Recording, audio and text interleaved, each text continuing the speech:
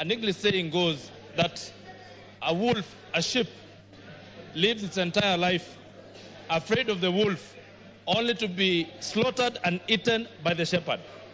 To the people of Mount Kenya, you know we are farmers. You know we have tea, we have coffee, we have milk, and that is the food crops that we rely on.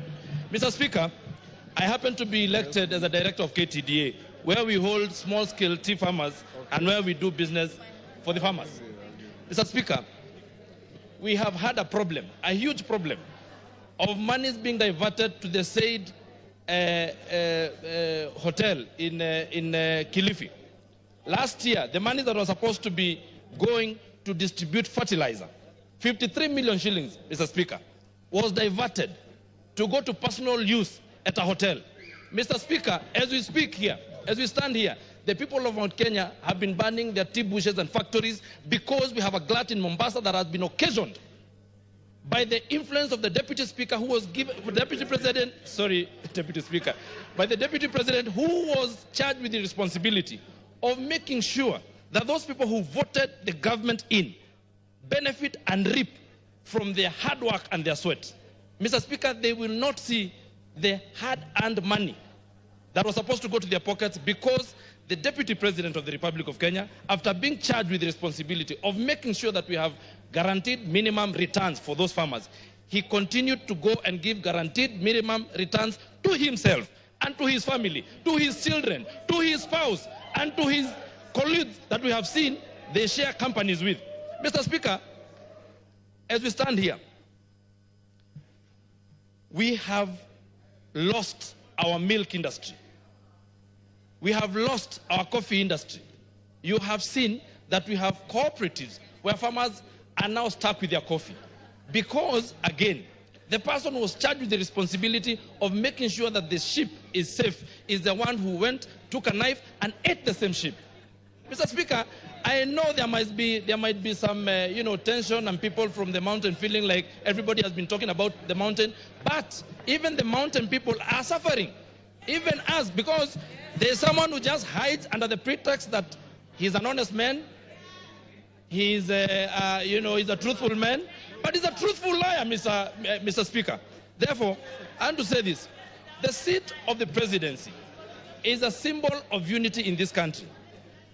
And when the deputy president stands and accuses the NIS, like he did in Mombasa, you know, we live in a community, and even the people who are in the intelligence sector live in a community.